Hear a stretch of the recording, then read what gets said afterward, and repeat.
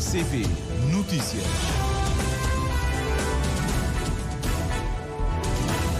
Já temos 13 horas em Cabo Verde. Boa tarde, seja bem-vindo ao Jornal da Tarde da RCV para esta quarta-feira. Abrir, como sempre, vamos conhecer os títulos. Boa tarde. Vice-Primeiro-Ministro garante na CPI que a gestão dos fundos do turismo e também do ambiente é feita com rigor e transparência, contudo defende que a mesma deve ser aprimorada.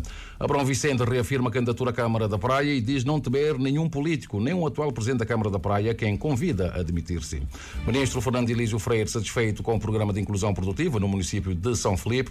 Entidades da saúde pretendem travar a transmissão vectorial da dengue até finais do mês em curso na Ilha do Fogo. Palestina retoma oficialmente processo que poderá conduzir à criação formal do Estado palestiniano, como defendido por 140 Estados-membros da ONU. AM movimenta a capital do país com alguns agentes económicos satisfeitos, outros nem tanto. Estas e outras notícias para acompanhar neste jornal, edição e apresentação de Anatólio Lima.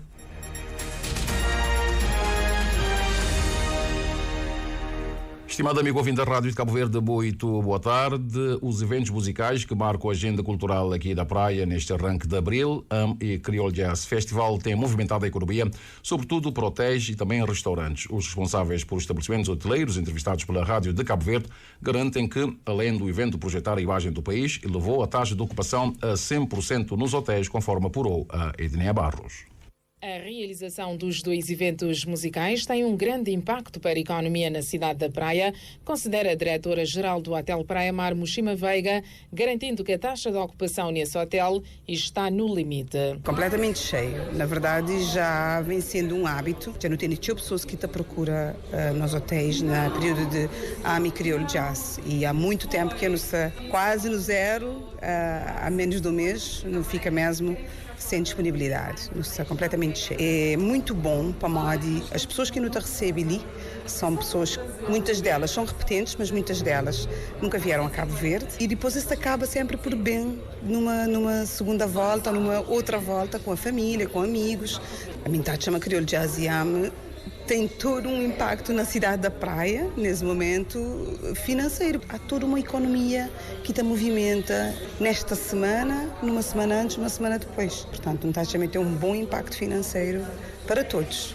Numa pousada situada no coração da capital do país, Platô, onde decorrem os eventos musicais, a recepcionista Eunice Tavares também congratula-se com o aumento da taxa de ocupação. Nos últimos dias tem um movimento ali na nossa pousada por causa de atividade AMI, trazer cheio mesmo hóspede, não só e também turistas.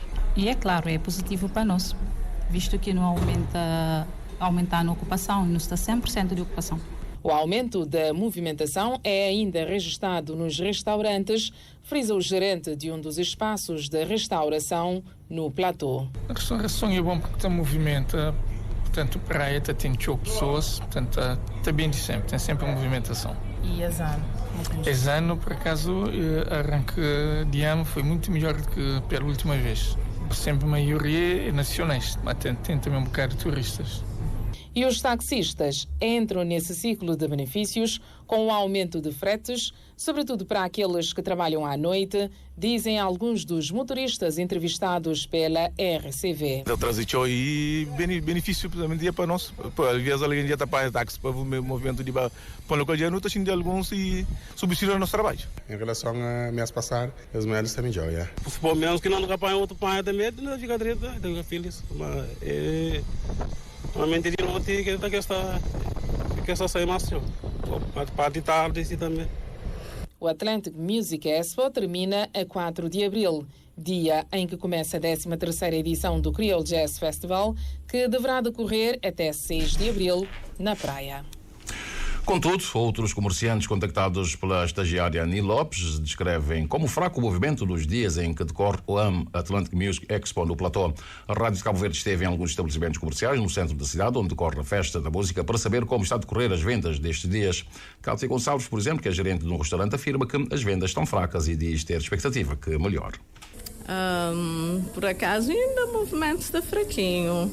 Ontem que tive grandes movimentos, não está espera, mas que os dias seguintes ali está a ser melhor. Está esperando, mas tem mais movimento. Também como Exanes põe aquele palco que está por na rua Pedronal lá muito baixo, movimentação de ali são um bocadinho fraquinho, mas espera, mas ser melhor.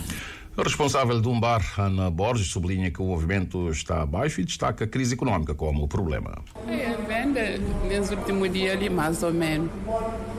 Mais ou menos. Venderam, então compra por acaso o preço está alto mesmo para mim, aquele que me entacha que me pode tiflar. Mas Cabo Verde está um bocado atrasado em tempos de usa-se mais caro que dinheiro. Dinheiro pouco, alimento caro, mas não um quilo de carne, milho escuro, um quilo de mandioca 300 escuro, para uma pessoa, casa, família, vai fazer um guisado, se salário quase está tudo. Aquela conta, pensaciona ele, assim, está franhamente. Dinheiro que me se sube, para subir um bocadinho. Por seu lado, Mayra Jani, vendedeira de produtos artesanais made em Cabo Verde, diz que a venda está correndo bem e destaca que a venda dos seus produtos é mais para turistas. Só é direito porque mas é turista que está procura cabo-verdianos assim nem muito. Não, cabo-verdiano está compra mais mas é turista que está comprando aqueles produtos africanos cabo-verdianos. Atlantic Music Expo é um festival de música que junta artistas de diversos países na capital cabo-verdiana. Já vai no seu penúltimo dia. Amanhã termina o e começa o Creole Jazz Festival aqui na Praia. E por falar em Praia, Abrão Vicente confirma a sua candidatura à Câmara Municipal da Praia, segura ainda não temer ninguém na política, inclusive é o atual presidente praense, Francisco Carvalho, que aparece a liderar em algumas sondagens que circulam nas redes sociais.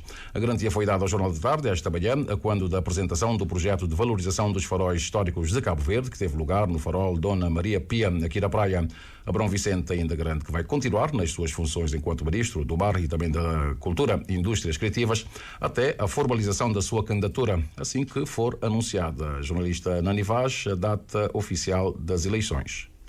O Ministro do Mar e Ministro da Cultura e Indústrias Criativas, que assegura não se encontrar em nenhum incumprimento legal ou formal, Abrão Vicente diz que o atual presidente da Câmara deve sim se demitir por causar danos ao município e confirma a sua candidatura às eleições autárquicas previstas para este ano. Está confirmadíssimo, não há dúvidas e não há volta atrás. Serei candidato à Câmara Municipal da Praia a tempo certo, assim que for anunciado a data da eleição.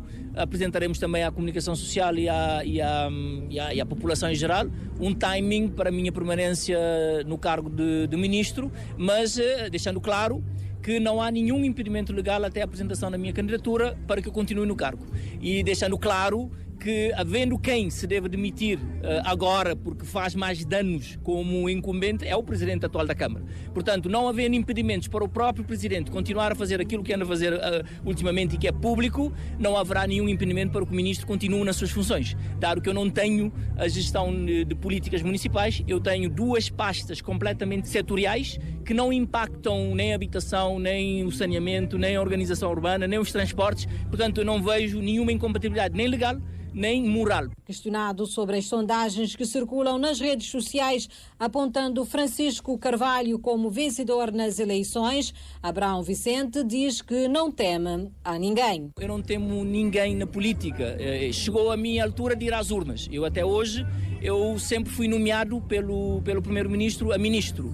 Portanto, eu creio que a coragem política ou se tem ou não se tem. Eu já, no dia 22 deste mês, eu completo 8 anos como Ministro da República e eu não posso querer eternizar-me no cargo. Significa que o mesmo partido e a mesma pessoa que me convidou para ser Ministro desafiou-me agora a abraçar. E não há nenhum problema, porque há sempre 50% de possibilidade de ganhar e 50% de derrota. A maior sondagem que irá haver será a sondagem das urnas.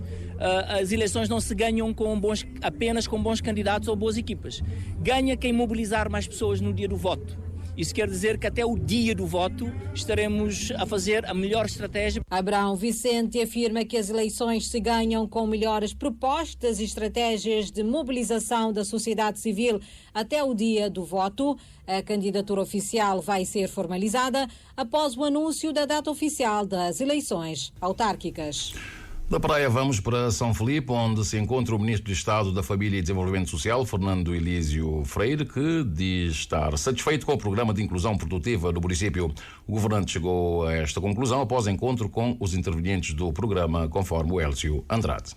Anteceder a entrega dos kits pré-escolar, o Ministro da Família, Inclusão e Desenvolvimento Social, Fernando Elísio Freire, reuniu-se com os intervenientes do Programa de Inclusão Social Produtiva, nomeadamente câmaras municipais, organizações não governamentais e entidades formadoras para tomar o pulso do andamento do programa. Fernando Elísio Freire ficou satisfeito com a implementação do programa. A inclusão produtiva para o município de São Filipe são mais 400 famílias. Como sabe, o município de São Filipe estava no projeto piloto dos 9 municípios. Nós vamos alargar para os 22 municípios de Cabo Verde, portanto vamos incluir Santa Catarina e Mosteiros em termos daquilo que é a inclusão produtiva. Este ano são 100 aqui no município de São Filipe para prefazer os 400. Terão um kit de negócio, acompanhamento familiar e enquanto as pessoas estão na formação para adquirirem uma profissão, os respectivos filhos estarão a ser cuidados nas creches, nos jardins de infância, tudo assumido pelo próprio governo. E lá onde não existem creches ou jardins de infância, a própria estrutura de formação profissional arranjará uma sala em que contratará um cuidador para poder cuidar das crianças, assim para ninguém ter desculpas de não frequentar a formação. O governante visitou os beneficiários de vários projetos do Programa de Inclusão Social Produtiva e constatou que as famílias já estão a ter os seus próprios rendimentos e algumas até já contribuem para a Previdência Social. É uma medida que está a ter muito impacto. Visitamos vários projetos hoje de muitas pessoas que conseguiram ascender e ganhar autonomia nas suas vidas através do rendimento social de inclusão produtiva e estão neste momento a trabalhar e a ganhar a sua vida normalmente, garantindo o rendimento para a sua família e até a fazerem descontos para a Segurança Social para terem a sua reforma. O balanço que nós fizemos é extremamente positivo. São Filipe tem 400 famílias envolvidas, todo o Cabo Verde são 2.000 famílias. Nós estamos num bom caminho, ainda não chegamos à meta final, que são as 2.000 famílias. O que queremos é que todos possam ter um projeto de vida, uma profissão, ganharem a sua vida nesta ação que nós estamos a fazer para incluir todos os cabo-verdianos. Na primeira fase, o programa beneficiou 280 famílias em São Filipe e Fernando Elísio Freire acredita que em breve o programa atingirá a meta preconizada, que é de 400 famílias. E durante a sua estada na Ilha do Fogo, o ministro Fernando Elísio Freire reuniu-se com cuidadoras de infância e fez a entrega simbólica de kits pré-escolares a 2 creches em São Filipe. A entrega veio na sequência de uma parceria do governo com a Unicef e vai ao encontro daquilo que tem sido feito em termos de política nacional de cuidados. Uma vez mais, o Elcio Andrade. Dezenas de cuidadoras de infância estiveram presentes numa ação de capacitação no Centro de Emprego e Formação Profissional da região Fogo e Brava. No final, 2 creches, Capelinha e Santa Clara de São Filipe, ambas em processo de pedido de alvará para o funcionamento, receberam um conjunto de materiais didáticos e pedagógicos.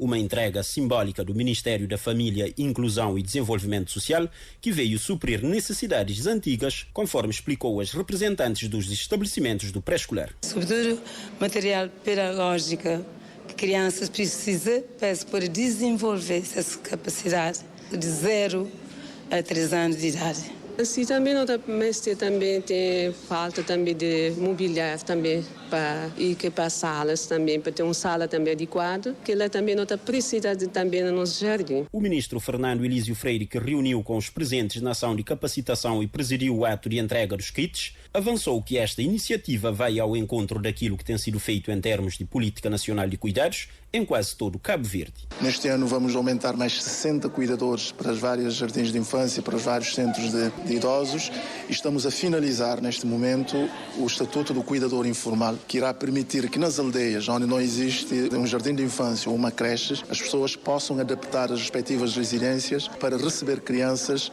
da localidade, enquanto os respectivos pais vão trabalhar noutra localidade e criar aqui um quadro de proteção de crianças. Por outro lado, afirmou que o seu ministério está a reforçar espaços para jardins de infância e creches. Neste quadro, disse que o governo já fez uma legislação que permite às ONGs e às câmaras municipais terem espaços adequados para jardins e creches, principalmente em locais comerciais como Casa para Todos. Quando são ONGs, o governo assume 80% do arrendamento e quando são câmaras municipais, o governo assume 50% e a câmara 50%. Por isso mesmo, o que nós estamos a fazer aqui hoje é materialização dessas medidas e dessas políticas que nós queremos que todas as creches, todos os jardins de infância possam ter alvará. Para terem alvará têm que ter monitores, estruturas adequadas. O autarca de São Filipe, Nuías Silva, também marcou presença na cerimónia e mostrou-se disponível para apoiar as educadoras de infância na questão da montagem das suas próprias empresas na área da educação pré-escolar. E, obviamente, nós falamos na necessidade de trabalharmos nos próximos tempos em parceria Ministério da Família, Câmara Municipal e as próprias creches e jardins infantis na sua formalização e na obtenção do alvará para poderem aceder a mais recursos públicos estando devidamente legalizados. Hoje o Ministro da Família, Inclusão e Desenvolvimento Social vai dar continuidade à sua visita à Ilha do Fogo com deslocações a Santa Catarina e Mosteiros para se inteirar dos projetos que o seu Ministério tem em curso nos 2 municípios. E as entidades de saúde pretendem travar a transmissão vectorial da dengue até finais do mês em curso da Ilha do Fogo, admitiu o Coordenador Nacional da Luta contra os Vetores, António Moreira, em entrevista à Infopress durante uma visita que efetuou recentemente à ilha no quadro do programa de combate à dengue. A Carmelito Rosário escutou a entrevista e traz-nos aqui os detalhes. A equipa multidisciplinar de saúde que se encontra na Ilha do Fogo tem como principal propósito avaliar a situação da transmissão vectorial e criar estratégias de combate à dengue. O coordenador do Programa Nacional de Luta contra os Vetores, António Moreira, pede a colaboração de todas as forças da ilha no sentido de, até finais de abril, a doença esteja completamente eliminada. Estaremos cá em São Filipe durante 2 dias, 3 dias, depois estaremos no Conselho de Santa Catarina, com o mesmo modelo de conduta, e no final é o Conselho dos Mosteiros. Vamos estar no Conselho dos Mosteiros durante 3 dias, a fazer esse trabalho não só com a saúde, mas sim com todas as entidades da ilha, não é? As câmaras, os jornalistas, as associações, a Cruz Vermelha, uma vez que esse é um problema de todos, não é? E temos de estar juntos no sentido de, pelo menos até final de abril, para que a doença esteja completamente eliminada aqui na Ilha do Fogo. António Moreira admite que há sempre algum perigo à espreita se a comunidade não estiver atenta em caso de alguma estabilização na transmissão da doença.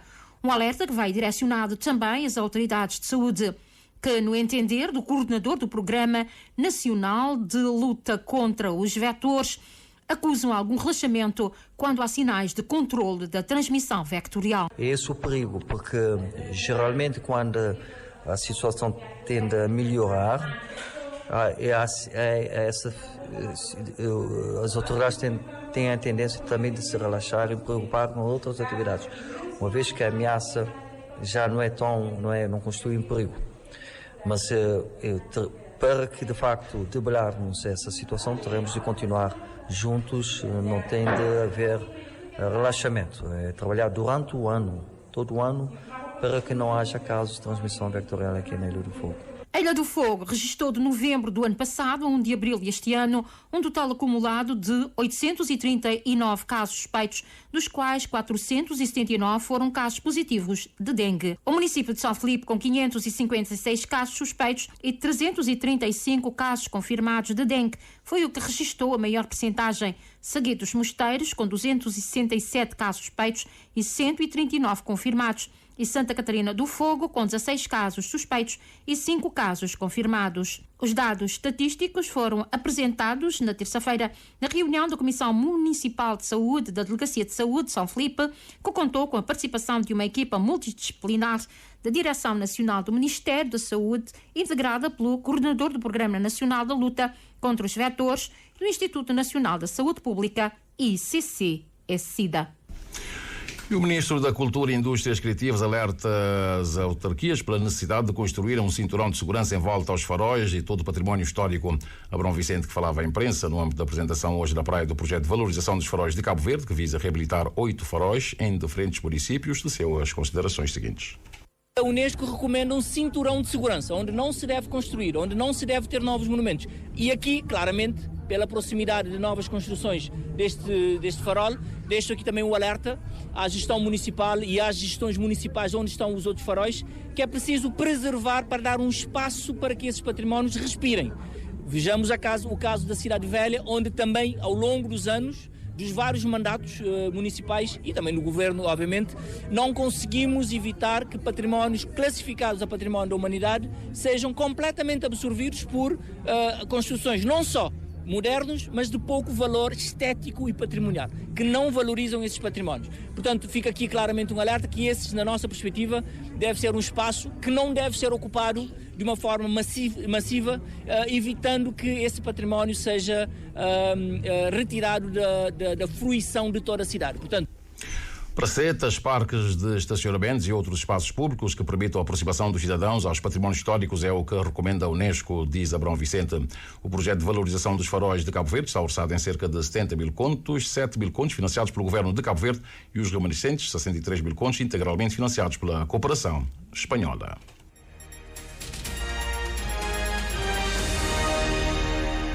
Já são 13 horas mais 21 minutos. Abrimos agora a nossa página internacional. Começar pelo Senegal, em relação ao qual o embaixador jubilado Fernando Anon considera que a eleição de Bassirou Faye como presidente deste país vizinho poderá permitir a Cabo Verde ter um parceiro com quem trabalhar na comissão da CEDEAO.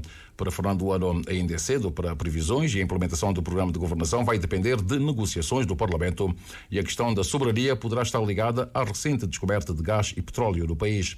O diplomata está certo que a eleição de Bassirou Faye significa uma viragem à esquerda e uma resposta ao nível de desemprego atingido. O Cândido Amorim Forte esteve em conversa com o embaixador jubilado. O ex-diplomata considera que a opção eleitoral, após um período conturbado política e socialmente, tem a ver com a frustração face a um desemprego que atingiu 20% num país de 18 milhões de habitantes e em que 72% têm menos de 32 anos de idade. Realça Fernando Anon que, vistas as diferenças entre uma campanha eleitoral e a realidade, a mudança de que se fala é à esquerda e à luz das recentes descobertas de gás e petróleo para uma melhor redistribuição da riqueza senegalesa, porém considera ser ainda cedo para prognósticos. E aqui há que fazer a diferença entre o que se diz numa campanha eleitoral e o que acontece na realidade, mas não tenho pessoalmente dúvidas que estamos a falar de uma mudança à esquerda para maior justiça social e para que haja, pelo menos em termos de vontades, uma melhor redistribuição da riqueza senegalesa. O Senegal é um país rico, descobriu recentemente e passa à exploração de gás e petróleo e, portanto, quando ele fala de uma soberania e de interesses repartidos, provavelmente estará também a falar de uma renegociação destes acordos sobre o gás e o petróleo, mas é cedo para dizer, porque, efetivamente, vamos ver como é que ele vai resolver o problema institucional. Primeiro, porque ele tem uma Assembleia, um Parlamento, cuja maioria não lhe é favorável. Parlamento que só poderá ser dissolvido em setembro próximo, o que permitirá até lá a procura de uma maioria. O ex-diplomata cabo-verdiano evoca os anteriores presidentes, Ouad e Macky Sall, que eram liberais, para reforçar a ideia de um quadro político de esquerda com Bassirou Faye. Fernando Anon explica também o discurso de uma mudança sistemática no governo senegalês. Na lógica de funcionamento, quer da distribuição da riqueza, quer também na luta contra a corrupção, numa maior transparência e provavelmente um novo governo que será provavelmente muito mais jovem, dando voz à juventude senegalesa. Esta dinâmica existente nos países do Sahel, nomeadamente nos outros 3 países que constituem a EAS, tem um pouco a ver com esta tomada de consciência da juventude que não se revê nos programas e tem sentido uma grande frustração porquanto grande parte dela, como é o caso do Senegal, 20% de desemprego, tem vindo a ver a sua vida e as suas perspectivas de futuro cortadas. Para Cabo Verde, que tem tido historicamente boas relações com o país, que acolhe uma expressiva diáspora, sublinha Fernando Anon, a nova liderança senegalesa poderá constituir uma nova oportunidade no quadro da CEDEAO.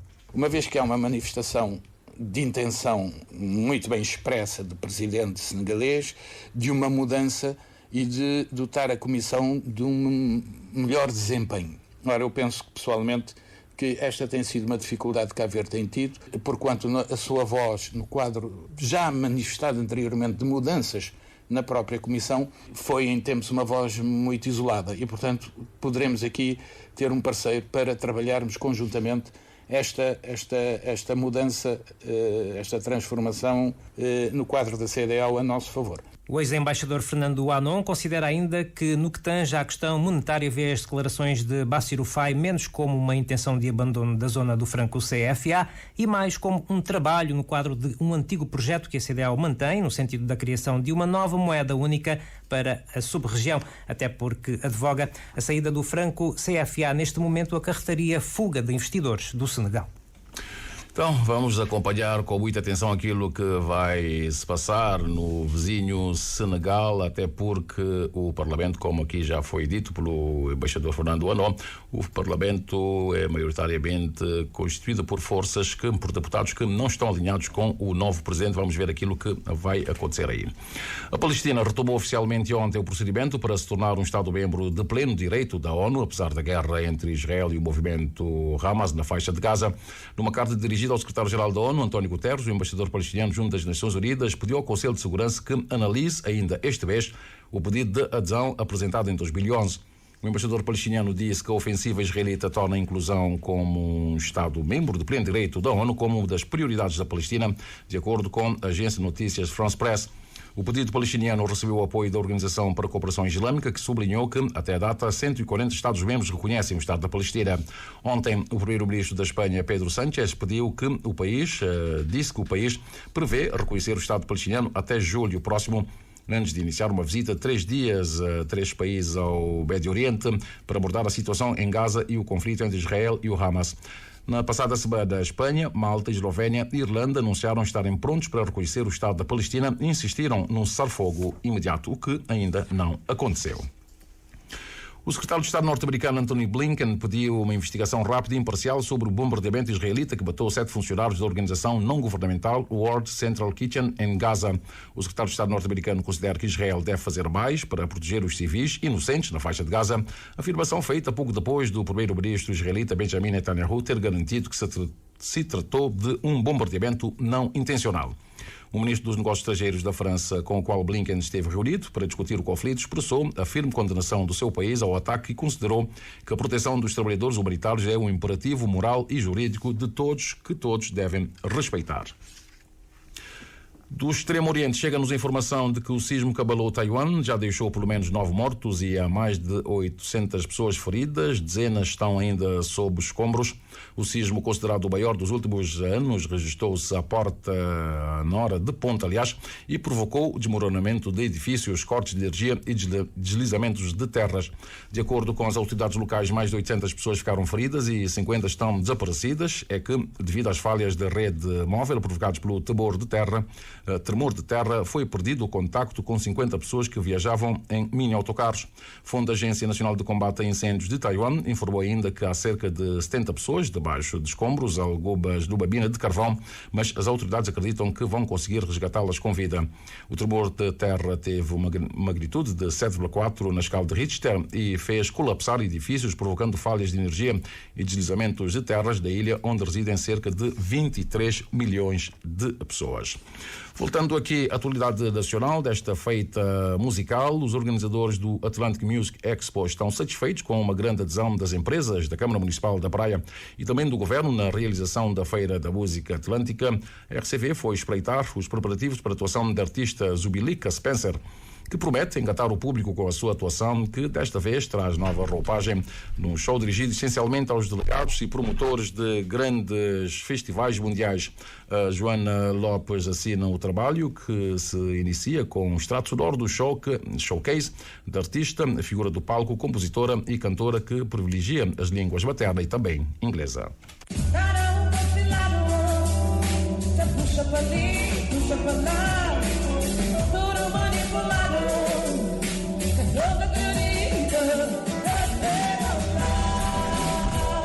A artista cabo-verdiana Zubilika Spencer, que está a atuar neste momento no Palácio da Cultura Ilha do Lobo, num show que está a ser apreciado sobretudo pelos responsáveis de grandes feiras musicais do mundo.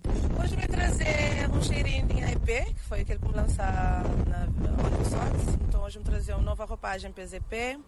Teve músicas outras no rock, teve um Zouk Love que não marca mais gel, tem um hip hop que não despila um cozinha e não deixar um cozinha mais acústico, tem tocadores de música, toda a gente em autoria, mantendo-os em especial como tem pega a guitarra.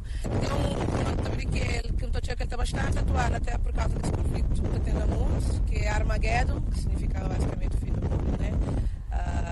Onde é que as pessoas estão focadas, não seja um big, nunca te falado, nunca te ajuda um ao outro.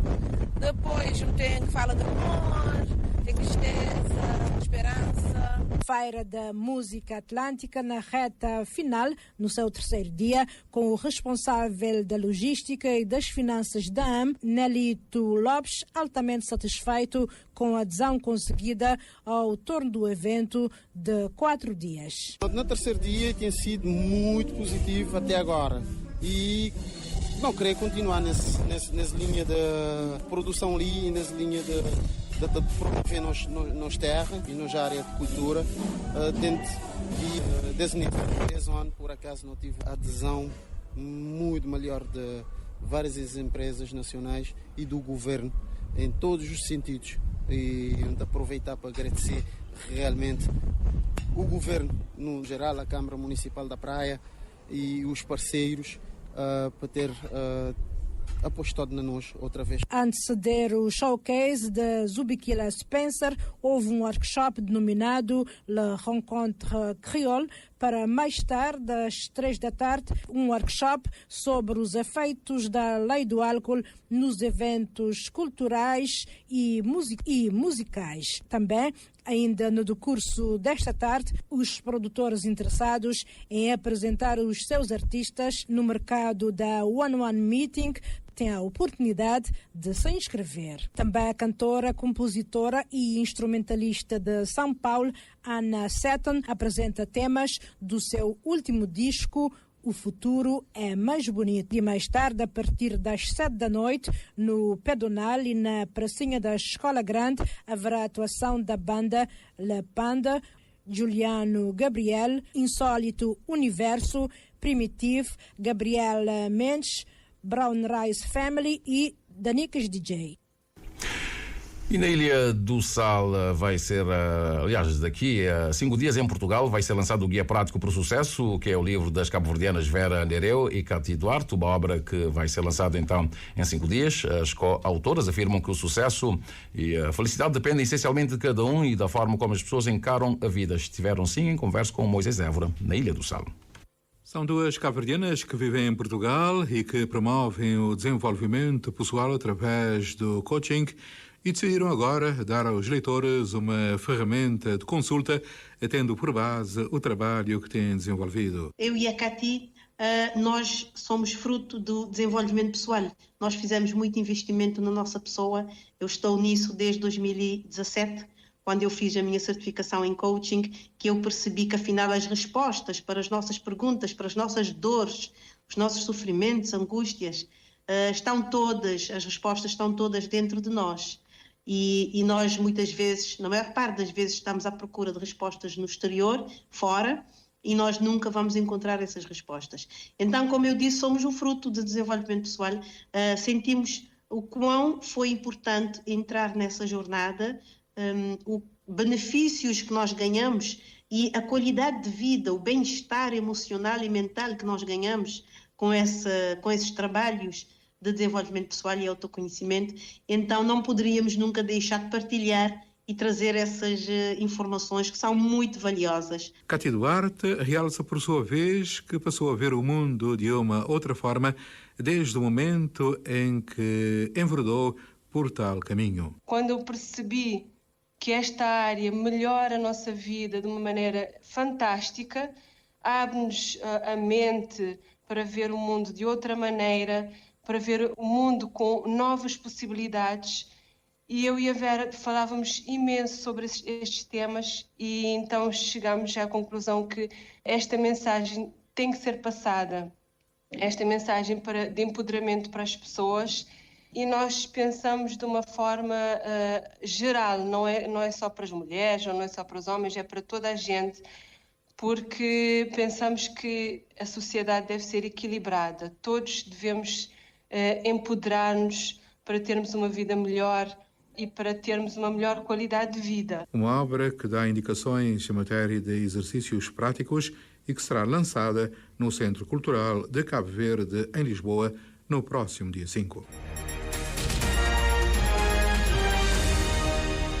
Jornal da Tarde da Rádio Cabo Verde, já são 13 horas mais 35 minutos. Voltamos à CPI dos Fundos do Turismo e do Ambiente. A audição ao Vice-Primeiro-Ministro terminou há instantes. Esteve no Parlamento o José António dos Reis, que acaba de chegar aqui aos estúdios da Rádio Cabo Verde. O Vice-Primeiro-Ministro Olavo Correia reconheceu perante a CPI, que investiga os fundos do turismo e do ambiente, a necessidade de se aprimorar a governança dos referidos fundos, mas afirma que os mesmos estão a ser geridos com rigor e transparência. Olavo Correia reitera que os relatórios da Inspeção-Geral das Finanças já foram enviados aos órgãos de controle e que, consoante os resultados, poderão os implicados ser responsabilizados. Não é isso, António? Boa tarde. Boa tarde. Olavo Correia esteve durante 2 horas e 15 minutos a prestar esclarecimentos aos deputados da CPI e garantiu que, perante, se houver alguma inconformidade, serão, portanto, responsabilizados os implicados, mas perante a decisão que deverá sair dos órgãos de controle. Nós não podemos estar a julgar antes do julgamento pelas entidades competentes. O problema é esse. O inspetor tem que ter liberdade para fazer a inspeção e concluir, com base em factos, em evidências e também com base na sua própria consciência. E depois temos as outras instâncias que vão julgar. Depois do contraditório, como é evidente, não é? E se o sistema funcionar, todos nós ganhamos. Quando existem irregularidades, elas devem ser corrigidas, não é? E haverá um sistema de seguimento para garantirmos que as irregularidades vão ser corrigidas. Havendo indícios que podem configurar crime, esses indícios devem ser reportados às instâncias competentes, à Procuradoria da República, ao Tribunal de Contas, para o julgamento. Quem cometer algum crime na gestão dos fundos do turismo ou em relação à gestão de qualquer fundo público deve ser convenientemente responsabilizado pelas instâncias competentes. Isso que está a acontecer. Isso é bom para o país. Olavo Correia considera que as conclusões dos relatórios da Inspeção-Geral das Finanças não podem ofuscar as virtudes do Fundo do Turismo e do Fundo do Ambiente. Por isso, defende também a necessidade de se aprimorar a forma de gestão dos fundos. As câmaras depois devem prestar contas ao Tribunal de Contas, devem ser questionadas pela Inspeção-Geral de Finanças, havendo casos de situações que podem configurar crime, depois devem ser relatados às instâncias competentes, mas não devem estar a ser sujeitos ao controle permanente de uma entidade governamental. Eu acho que não é dizer mal do modelo atual, mas é aprendendo com a curva de experiência. Acho que estamos no momento de darmos o salto. Essa proposta está no Parlamento. Eu penso que se os deputados aprovarem essa proposta, nós estaremos a dar o salto em que os fundos, de acordo com a lei, transferem os recursos aos municípios para determinados projetos, depois executam os projetos dos municípios e prestam contas às entidades competentes. Em segundo lugar, também, em relação à própria inspeção, nós para definirmos um nível de serviço, podemos também definir aqui alguns prazos que são importantes, nomeadamente em relação à homologação, que é, digamos, o momento final. Nós, mesmo ao nível do Ministério das Finanças, vamos avançar com procedimentos internos para definirmos, em termos indicativos, um prazo para a homologação dos relatórios das inspeções. O vice-primeiro-ministro e ministro das Finanças reconhece também a necessidade de se dotar os fundos de mais corpo técnico no sentido de se aprimorar a gestão e a agilização também dos processos. Olavo Correia disse ainda, ou melhor, afirmou perante aos deputados que deve-se normalizar, portanto, a questão da fiscalização, ou seja, da transparência em relação às inspeções que são feitas aos fundos. E foi-lhe perguntado também sobre as obras da estrada Espargos-Santa Maria, se há algum problema com o financiamento das obras, e o vice-primeiro-ministro responde o seguinte. Não, a estrada tem financiamento do Banco Mundial, portanto já assinamos o contrato, não há nenhum problema de financiamento em relação à estrada Espargos-Santa Maria. Não, as obras já, isso não é finança, não é finança, mas aquilo que estou a dizer está 100% financiada esta obra pelo Banco Mundial e não há e nem haverá, se Deus quiser, nenhum problema de financiamento e de pagamento do início até ao final desta empreitada. Portanto, o vice-primeiro-ministro garantir então que não há nenhum problema com o financiamento das obras da estrada Espargos-Santa Maria, que, segundo o deputado do PICV-Demos Almeida, estão quase que paralisadas, pelo menos dinheiro não é problema. Estamos mesmo na ponta final deste jornal. Vou agora aqui falar um pouco do movimento aéreo que temos neste momento. Havia um bom movimento no corredor aéreo do nosso espaço controlado pela Feira Oceânica do Salo, quer dizer que a ASA já faturou bastante nos últimos minutos, mas do essencial das movimentações, temos o voo da TAP que já partiu para Lisboa, saiu de São Vicente, já está a alcançar o extremo sul do Saara Ocidental e às 5 horas e 25 minutos deve chegar na capital portuguesa. Também já partiu da Praia o voo da SATA que vai para os Açores e depois para seguir para Boston. Deve chegar em Ponta Delgada às 4 horas e 25 minutos. Temos outras aeronaves, temos uma da TACV que vem da Ilha da Boa Vista, deve aterrar aqui da praia às 2 horas e 2 minutinhos. De resto, são voos da TUI que levam turistas particularmente para Boa Vista e outras aeronaves que estão a cruzar o corredor Atlântico Norte no sentido norte e também norte-sul. Em São Vicente temos um helicóptero novamente no ar e pela via marítima temos apenas o Dom Tututa a navegar neste momento, deve estar mesmo a entrar na concha do Porto da Praia, portanto sem compromisso com alguém que veio do Sal de Boa Vista a bordo do Dom Tututa pode ir ao cais da praia que dentro de minutinhos o Dom Tututa deverá aportar aí mesmo no cais da praia. E por falar em cais e bar, falemos agora do movimento das marés, bem como o que nos diz as tabelas solunares em relação aos melhores momentos para a pesca. Por além de outras informações, por hoje, segunda-feira, 3 de abril, o sol despontou às 6 horas 27 minutos e 37 segundos e o pôr do sol será às 18 horas 46 minutos e 40 segundos. A lua encontra-se na fase minguante, saiu pelo sudeste às 2 horas e 15 minutos e vai se pôr pelo sudoeste daqui a pouco, às 13 horas e 43 minutos. A primeira baixa-mar aconteceu às 6 horas e 54 minutos e a próxima será às 20 horas e 23 minutos. A primeira pré-mar do dia aconteceu à 1 hora da madrugada e a seguinte será daqui também em instantes. Deve estar a acontecer neste momento 13 horas e 41 minutos. Os dados apontam que não é um bom dia para a pesca. Caso queira mesmo assim arriscar, vai entre 19 horas e 25 minutos até às 21 e 25. Amanhã, quinta-feira, a primeira baixa-mar será às 8 horas e 53 minutos e a seguinte às 21 horas e 38 minutos. E a primeira pré-mar às 2 e 44 da madrugada e a seguinte às 15 horas e 5 minutos. Amanhã será um dia regular para a pesca e os melhores momentos serão entre 7 horas e 56 minutos e 9 horas e 56 minutos ou então das 20 horas e 21 minutos até às 22 horas e 21 minutos. Mira. 13 horas e 42 minutos. Anatólio, vamos recordar os títulos. Dissemos que o vice-primeiro-ministro garantiu na CPI que a gestão dos fundos do turismo é feita com rigor e transparência, contudo defende que a mesma deve ser aprimorada. Abrão Vicente reafirma a candidatura à Câmara da Praia e diz não temer nenhum político, nem um atual presidente da Câmara da Praia, quem convida a demitir-se. O ministro Fernando Elísio Freire, satisfeito com o programa de inclusão produtiva no município de São Felipe, entidades da saúde pretendem travar a transmissão vectorial da dengue até finais deste mês da Ilha do Fogo. Palestina retoma oficialmente o processo que poderá conduzir à criação formal do Estado da Palestina, como defendido por 140 Estados-membros da ONU. Movimenta a capital do país com alguns agentes económicos satisfeitos, outros nem tanto. Tudo dito nesta edição do Jornal da Tarde, a edição e apresentação de Anatólio Lima, na técnica Dão Brito e na apresentação esteve Jamila Carvalho.